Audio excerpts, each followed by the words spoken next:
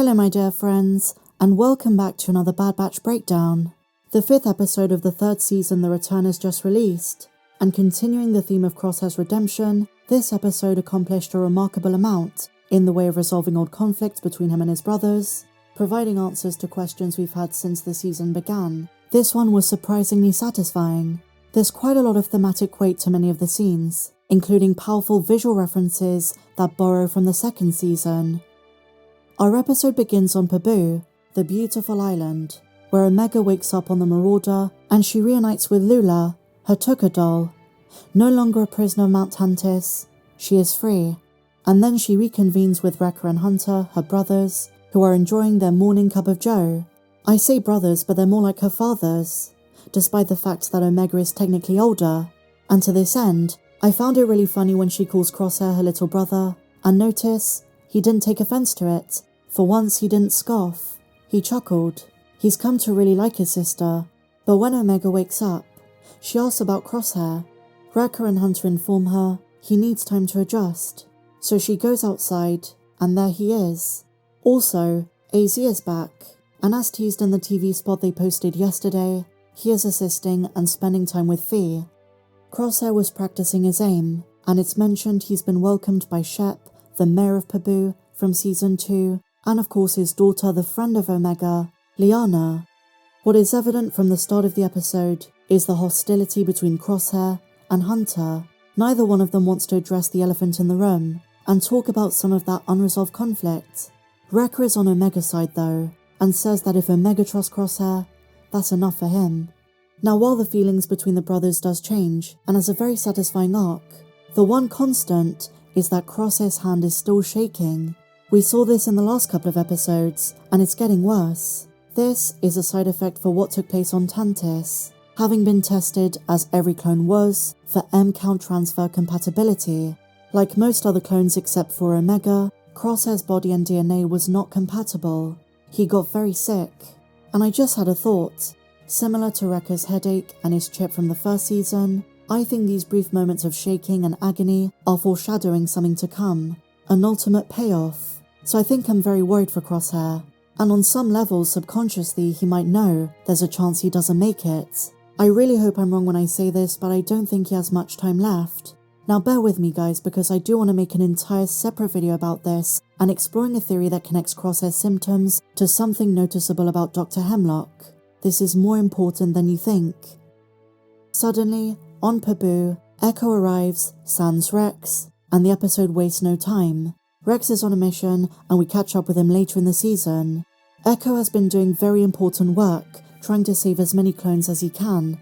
The majority of clones have been shipped to Tantiss, a facility he's been trying to track down for some time. And his attitude from the minute he steps out the ship shows us how serious he is. He's all business. When Crosshair wonders if he's going to get a hug, Ekko replies it depends on how good his intel is. He has no time for those cushy emotions just yet. Maybe when the fight is done, but for now, he needs info. He understands how dire the stakes truly are, so they sit down at a familiar table from Season 2, and it's time for questions. Ekko asks Omega and Crosshair to tell him everything they know, their experience while on Wayland, and hopefully info that could give some information as to entry points and how to find it. While they can both explain what was going on inside the facility, neither can locate where it was, what was in the secret vault, what their DNA was being used for, and where Wayland even is, on a map. It's one of the Emperor's biggest secrets, and as I say, Ekko's been searching for the base for a long time. Accurate intel is very hard to get by. Omega hands him Nalasay's datapad, but it's offline, and it's not working anymore. They come to the calculation that if they can get it back online, they might get some answers. They can access the information therein, but as Ekko points out, without the skills of Tech, it's going to be very difficult. And when Tech's name is mentioned, everyone drops their heads, in sorrow. It's a tragic but brotherly moment. And it also tells us that Crosshair already knows that Tech is gone. Omega and her brothers probably told him. Crosshair suggests that plugging the datapad into an Imperial terminal will bypass the encryption. And then, he says he knows a facility where they can do this.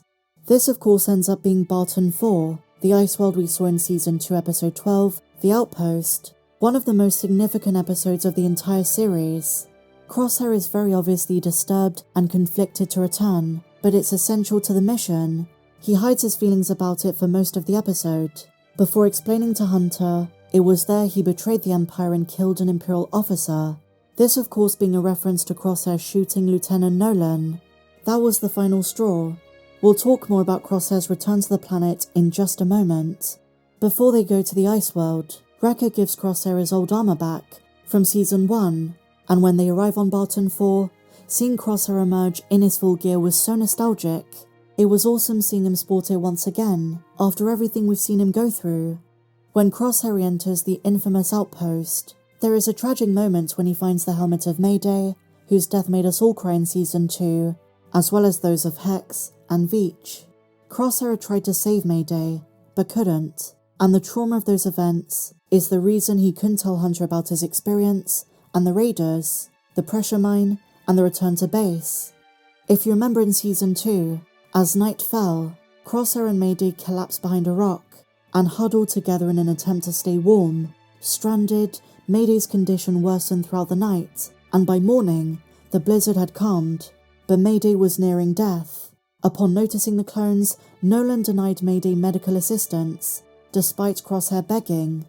The lieutenant thought it would be a waste of Imperial resources, so as Mayday succumbed to his injuries and died in front of the two, Nolan proclaimed the clone had fulfilled his service as a soldier of the Empire, and then he reminded Crosshair that as a clone, that he too was expendable. So seeing Crosshair have these memories flood his mind reminds us of that tragedy. This is where the music of Star Wars is so significant, because barely any words needed to be spoken. And I just want to point out, considering Ekko could not get the coordinates to Tantiss by the end, and what they have on the datapad is mostly medical records, I think the main purpose of this episode was for Crosshair and Hunter to resolve their differences. Crosshair blames Hunter directly for letting the Empire take Omega to Tantiss, saying he did everything to transmit his message. Hunter wouldn't listen.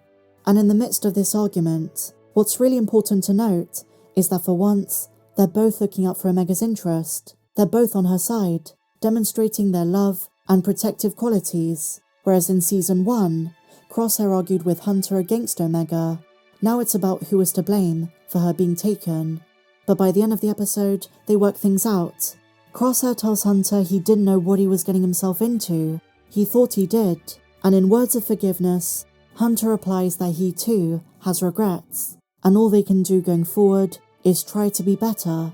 I found the interaction between the two brothers the most important part of the episode, but also the entire final season so far, because being forced to work together as a team against the Snowworm means that they now can let bygones be bygones and move forward. That was the purpose of this episode. If they're gonna survive, they need to stick together, and Crosshair showing genuine remorse was so important. It's a huge component of the healing process.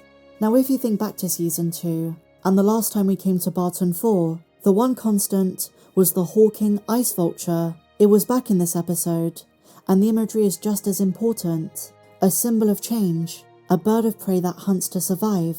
You can see how this connects to Crosshair's arc. Incredibly adaptable creatures, a metamorphosis, and significant change.